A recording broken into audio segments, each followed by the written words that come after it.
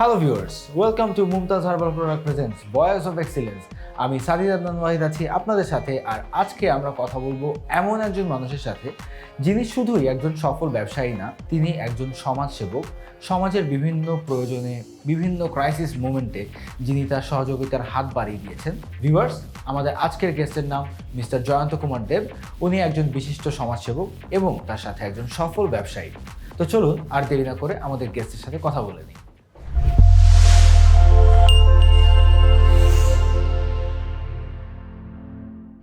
দর্শক, এখন আমার সাথে আছেন আমাদের আজকের এপিসোডের গেস্ট মিস্টার জয়ন্ত কুমার দেব, বিশিষ্ট ব্যবসায়ী এবং সমাজসেবক।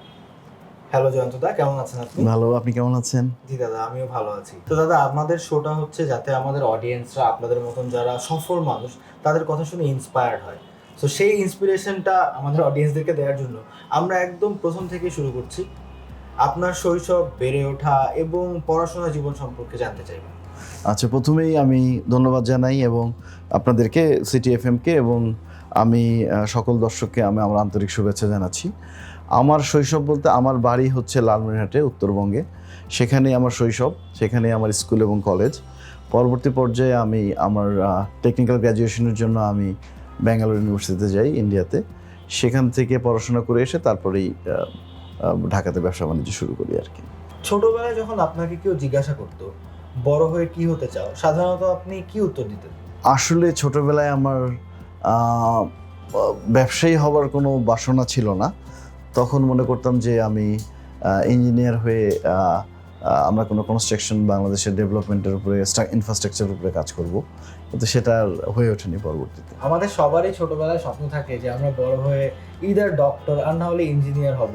কিন্তু কাউকে যদি জিজ্ঞেস করা হয় বড় হয়ে কি হবা, সফল ব্যবসায়ী হতে চাই, আমার মনে হয় এটা খুব কম মানুষই এই উত্তরটা দেবে। তো দাদা, আপনার ব্যবসায় আসার মূল কারণটা কি? সেই ইন্সপিরেশন বা এই ভাবনাটা কোথা থেকে এলো? আসলে প্রথম দিকে ব্যবসার আশায় আগে আমি নিজেকে তৈরি করছিলাম চাকরিজীবী হিসাবেই। তো তখন যে জিনিসগুলো দেখলাম, যে নিজের ভিতরে যে ইনোভেশনগুলো বা আমরা যে নতুন কোনো আইডিয়াসগুলো সামনে নিয়ে আসতে হয়, সেই ক্ষেত্রে একজন উদ্যোক্তা ছাড়া আসলে চাকরি করে এটা সম্ভব না। আর মোরওভার আমাদের দেশটা হচ্ছে বেকারত্বের সংখ্যা এত বেশি, আমরা যত বেশি উদ্যোক্তা তৈরি করব তত বেশি আমরা কর্মসংস্থান তৈরি করতে পারবো। এই জন্যই বেসিক্যালি ব্যবসায় আসা। দাদা, ফার্স্ট ব্যবসা কোনটা ছিল আপনার? আমরা শুরুতেই শুরু করেছিলাম আইটি ব্যবসা দিয়ে। আমি বাংলাদেশে প্রথম কল সেন্টারের কনসেপ্টটা নিয়ে আসি, যে ইন্টারন্যাশনালি আমরা কিছু জব আউটসোর্স করার চেষ্টা করছিলাম। কিন্তু সেই সময়টা আমাদের কিছু টেকনিক্যাল প্রবলেম ছিল। ওই সময় আমাদের SME4 এবং কানেক্টিভিটি নিয়ে কিছু ডিফিকাল্টিস ছিল, যার কারণে ওই প্রথম ব্যবসাটা আমরা খুব বেশি সাকসেসফুল হতে পারিনি ইন্টারন্যাশনাল কমিউনিকেশনের ক্ষেত্রে। দাদা, যেহেতু আপনি অনেকদিন ধরে আমাদের দেশে ব্যবসা করে যাচ্ছেন, আমাদের দেশের ইকোনমি সম্পর্কে আপনার মোটামুটি বেশ সাউন্ড একটা নলেজ আছে, আপনার কাছে জানতে চাইবো গত কয়েক দশকে আমাদের আর্থসামাজিক উন্নয়নকে আপনি কিভাবে দেখছেন? Well question.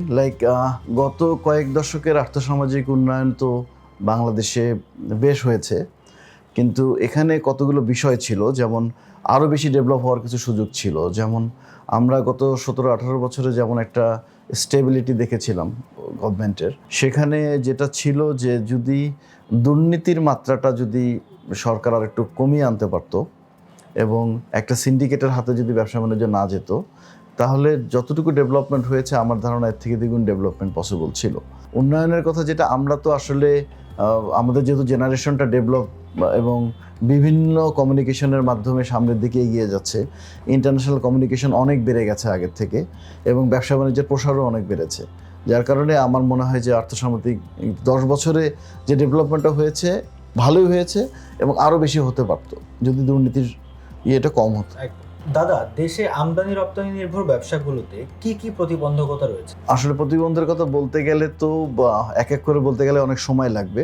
আমি ইন শর্ট ছোট ছোট কয়েকটা বলবো। যেমন আমি প্রথম যদি আমদানির কথাই বলি, এই মুহূর্তে আমাদের দেশের ফরেন কারেন্সির কিছুটা সংকোচন রয়েছে, যার কারণে আমরা খুব বেশি এলসি করার সুবিধা পাচ্ছি না ব্যাংক থেকে। আর পাশাপাশি আমি একটা আবেদন আগে থেকেই করেছিলাম গভর্নমেন্টকে, যদি আমরা এলসির পাশাপাশি যদি কন্ট্রাক্টে একটা লিমিট দেওয়া থাকে ব্যবসায়ীদের, যে এর বেশি ডলারের পণ্য আমদানি করা যায় না, যদি ওটা আনলিমিটেড করে দেওয়া হতো, তাহলে আমার মনে হয় কন্ট্রাক্ট বেসিসে অনেক পণ্য বাংলাদেশে আসতো এবং অ্যাসেসমেন্টের বেসিসে তখন যদি ব্যাংক সেটেলমেন্টে যেত তাহলে ব্যবসায়ীদেরও সুবিধা হতো এবং পণ্য অ্যাভেলেবিলিটি বেড়ে যেত। যেমন আমি বলতে পারি চিনি, তেল, গম, এগুলো যেগুলো ধরেন নিত্য প্রয়োজনীয় জিনিস আছে, এগুলোর ক্ষেত্রে যদি গভর্নমেন্ট এলসির পাশাপাশি যদি কন্ট্রাকচুয়াল পারমিশনটাও দিয়ে দেয় আনলিমিটেড, তাহলে আমার মনে হয় আমদানির ক্ষেত্রে আরও অনেক ব্যাপক সাড়া পাবে এবং পণ্য সরবরাহ অনেক বেশি অ্যাভেলেবিলিটি হবে। আর রপ্তানির ক্ষেত্রে যেটা বলবো যে এই মুহূর্তে বেসিক্যালি আমরা তো রপ্তানি নির্ভর 3-4টা ইন্ডাস্ট্রির উপরে। যেমন আমরা সবচেয়ে বেশি গার্মেন্টস, এর বাইরে আমাদের কিছু মেডিসিন যায়, এর বাইরে আমাদের আইটি খাতে কিছু ডেভেলপমেন্ট আছে, আর এর বাইরে কিছু কৃষি পণ্য আমরা এক্সপোর্ট করে থাকি।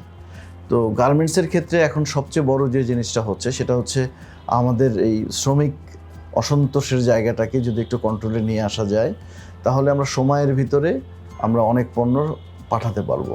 এটাই এখন সবচেয়ে বড় প্রতিবন্ধকতা, যে আমাদের স্টেবিলিটি দরকার, আমাদের কর্মপরিবেশটা সঠিকভাবে তৈরি করে দেওয়া দরকার গার্মেন্টস ইন্ডাস্ট্রিতে। দাদা, আমরা এই মুহূর্তে আমাদের দেশে ফরেন ইনভেস্টমেন্ট বাড়াতে কি কি পদক্ষেপ নিতে পারি? আচ্ছা, ফরেন ইনভেস্টমেন্ট বাড়ানোর জন্য যেমন প্রথম যে জিনিসটা দরকার সেটা হচ্ছে স্টেবিলিটি।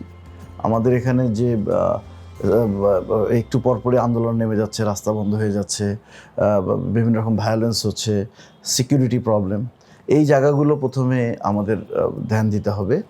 এর বাইরে হচ্ছে আমাদের কর্ম করতে পারে মানে দক্ষ কর্মশক্তি তৈরি করতে হবে। যেমন আমরা যদি কয়েকটা সেক্টর নিয়ে নেই, যেমন গার্মেন্টসটা অলরেডি ম্যাচিউর একটা ইন্ডাস্ট্রি, এর বাইরে মেডিসিন হোক বা অন্যান্য ইলেকট্রনিক ইন্ডাস্ট্রি হোক, এই সমস্ত ক্ষেত্রে আমরা যদি দক্ষ লোক তৈরি করতে পারি ট্রেনিং করে, এবং মানুষ যখন দেখবে যে অ্যাভেলেবেল আমাদের কাছে কর্মী আছে এবং পলিটিক্যাল স্টেবিলিটি আছে এবং কোনো ভায়োলেন্স নেই, এবং আরেকটা যেটা গভর্নমেন্ট করে রেখেছিল বা এখনও আছে যেটা, সেটা হচ্ছে ইকোনমিক জোনগুলো যেহেতু করা হয়েছে, ওই জায়গাগুলোতে যদি ইউটিলিটি সার্ভিসটা ঠিক মতো এনশিওর করা যায়, তাহলে আমার মনে হয় ফরেন ইনভেস্টমেন্ট আসতে কোনো অসুবিধা নেই। দাদা, আপনার একটা দিন কিভাবে কাটে? সারাদিন কাজের মধ্যেই থাকেন নাকি কাজের ফাঁকে ফাঁকে নিজের জন্য একটু সময় বের করেন? আসলে এখনকার সিচুয়েশনে কাজের ফাঁকে নিজের সময় বের করাটা ডিফিকাল্ট, কারণ যদি কোনো একটা কাজে আমরা কোনো একটা ডিস্টেন্সে যাই, সাপোজ যদি আমি মতিঝিল যাই, যাতায়াতেই আমার রাত 9টা বেজে যায়, ফাঁকটা আর থাকে না। এই হচ্ছে কাজে এখন এই যানজটের কারণে আসলে নিজের জন্য কোনো সময়ই পাওয়া যায় না। আপনার লাইফের কোনো একটি খুব মেমোরেবল ইনসিডেন্টের ব্যাপারে যদি আমাদেরকে বলতেন, হতে পারে সেটা কর্মজীবনে বা নিজের পার্সোনাল লাইফে, যেটা এমন কোনো ইনসিডেন্ট যেটা এখনও আপনার মনে পড়ে বা যে ইনসিডেন্টটা এখনও আপনাকে ইন্সপায়ার করে বা মোটিভেট করে? আমার কাছে মনে হয় যে ইচ্ছা শক্তিটা একটা বড় একটা ইনোভেশন, কারণ মানে আমার কাছে ইন্সপায়ারিং। কারণ আমার একটা সময় মনে পড়ে, আমি যখন ব্যাঙ্গালোর থেকে আমি ওভার ট্রেনে করে আমার বাড়িতে ফিরছিলাম, তো আমি একটা স্টেশনে নামার পরে আমি দেখলাম যে আমার পিকপকেট হয়ে গেছে, কিছু নাই। তো তখন আমার ভিতরে একটা ইচ্ছা শক্তি ছিল যে আমার পিকপকেট হলেও আমি বাড়িতে যেতে পারবো। তো তখন আমি একটা চায়ের দোকানে চা খেতে গেলাম। চা খাওয়ার পরে সেখানে আমি তাকে একটা 50 টাকা ছিল আমার পকেটে, চা খেয়ে 50 টাকা চিন্তা করলাম যে কি করব। উনি আমাকে তখন ফেরত দিল হচ্ছে 480 টাকা। উনি মনে করলো যে আমি হয়তো একটা 500 টাকার নোট দিয়েছি। তো আমার কিন্তু একটা ইচ্ছা শক্তি থেকে উপরওয়ালা একটা সাপোর্ট চলে আসলো। তো আমি আর তাকে ওইটা রিটার্ন না দিয়ে বাড়িতে চলে গেছি ওইটা দিয়ে। পরবর্তীতে ফেরার পথে আমি ওই দোকানদারের কাছে গেলাম, গিয়ে তাকে আমি 600 টাকা দিলাম, কারণ আমি 20 দিন পরে ফিরেছি, যেহেতু চায়ের দোকান। 600 টাকা দেওয়ার পর উনি আমাদেরকে তাকায় আছেন, বললো যে এটা কেন দিচ্ছেন? তো আমি তাকে বললাম যে আমি যখন গেলাম, যাওয়ার সময় আমার 20 টাকা বিল আসছিল, আপনি আমাকে 480 টাকা দিয়েছিলেন এবং আমার টাকা ছিল না। টোটাল ঘটনাটা তাকে বললাম। তো উনি বললো আমার কিন্তু ঘটনাটা মনে পড়তেছে না, কারণ আমার কোনো ক্যাশে শর্ট ছিল না। তো ওইটা আমার আসলে সবসময় একটা ইন্সপায়ারিং করে এইভাবে যে মানে একটা যদি ইচ্ছা শক্তি থাকে যে আমি যেতে পারবো বা করতে পারবো, কোনো না কোনোভাবে উপরওয়ালার একটা সাপোর্ট চলে আসে। সাম্প্রতিক সময়ে দেশের বিভিন্ন পট পরিবর্তনের প্রেক্ষাপটে আগামী 20 বছর পর আপনি বাংলাদেশকে কোন অবস্থানে দেখতে চান? আসলে এই পট পরিবর্তনের কারণে এখন নেতৃত্ব তো তরুণদের হাতে, এবং তরুণরাই তো শক্তি। এবং আমাদের দেশে সবচেয়ে বড় যে জিনিসটা আমি অনেকদিন থেকেই বলে আসছি, 25 থেকে 40 বছর বয়সী তরুণদের সংখ্যা এখন 60 থেকে 65%, এবং তাদের ইচ্ছা শক্তি, কর্মশক্তি আমরা এগুলো দেখেছি গত 6 মাস 7 মাস আগে থেকে, তাদের প্রাপ্তিও দেখেছি আমরা অনেক বড়। তো এই বিষয়গুলো চিন্তা করলে দেখা যায় বাংলাদেশের জন্য আগামী 10 বছর থেকে 20 বছর পর্যন্ত অনেক বড় একটা সাকসেসিভ মোমেন্ট ওয়েট করছে। এবং আমার কাছে মনে হয় যে এগুলো মানে আমরা একটা নতুন দিক নির্দেশনায় যাচ্ছি এবং নতুন মোমেন্টামে যাচ্ছে, এবং আমরা খুব তাড়াতাড়ি একটা উন্নততর কাতারে পৌঁছে যাব। জয়ন্তদা, আপনি ব্যবসার পাশাপাশি অনেক সিএসআর করে থাকেন, যেটা আমি পার্সোনালি জানি। আপনি প্রচুর সামাজিক উন্নয়নমূলক কাজ করেন, তো সেই কাজগুলোর ব্যাপারে যদি আমাদের অডিয়েন্সকে কিছু বলতেন। আসলে এটা গোপন রাখতে আমি বেশি পছন্দ করি। তো তারপরে আমি বলতে পারি, যেহেতু আমি একটা এমন প্রত্যন্ত অঞ্চল থেকে এসেছি, ওখানে তো মানুষের চাহিদার সাথে ইনকামের সবার সঙ্গতি হয় না। তো আমি চেষ্টা করি কিছু কিছু পরিবারের পাশে দাঁড়াতে। এটা বিয়ে হতে পারে, এটা পড়াশোনা হতে পারে, এটা বিভিন্ন রকম বেসিক রিকোয়ারমেন্ট হতে পারে। এভাবেই বেসিক্যালি আমি পার্সন টু পার্সন বেসিস সিএসআরটা করে থাকি, যেখানে বেসিক রিকোয়ারমেন্টটা থাকে। জয়ন্তদা, আমরা আমাদের ইন্টারভিউর একদম শেষ প্রান্তে পৌঁছে গিয়েছি, but I had a very good time. আপনি আপনার এই ব্যস্ত জীবনের মাঝেও আমাদেরকে সময় দিয়েছেন, আর এই স্বল্প সময়ে আমরা আপনার কাছ থেকে বেশ মূল্যবান অনেক কথাই আমরা পেলাম, আমাদের অডিয়েন্সও শুনতে পেলো। তো আই এম প্রিটি শিওর যে আপনাকে দেখে আমাদের অনেক ভিউয়ার্সরাই ইন্সপায়ার্ড হবেন যে আপনার মতন একজন সফল ব্যবসায়ী হতে। তাদেরকে আপনি কি অ্যাডভাইস দিতে চান? আমার অ্যাডভাইস হচ্ছে, যেহেতু আমরা একটা নতুনভাবে সুযোগ পেয়েছি নতুন বাংলাদেশ তৈরি করবার জন্য, আমার মনে হয় যে আমরা চাকরি নির্ভর না হয়ে আমরা নিজেদের ইনোভেশন নির্ভর যদি হতে পারি, তাহলে আমাদের যে জনশক্তিটা আছে, জনশক্তিটাকে আমরা খুব তাড়াতাড়ি অ্যাসেটে পরিবর্তন করতে পারবো।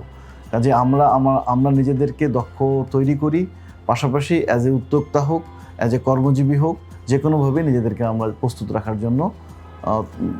থাকার জন্য সবাইকে আহ্বান করব। থ্যাংক ইউ জয়ন্তদা, আমাদের অডিয়েন্সকে এত সুন্দর একটি অ্যাডভাইস দেওয়ার জন্য। বাট যাবার আগে আমাদের স্পন্সর মুমতাজ হার্বাল প্রোডাক্টসের পক্ষ থেকে আপনার জন্য আছে ছোট্ট একটি গিফট। Thank you. মমতাজ হার্বালকেও ধন্যবাদ।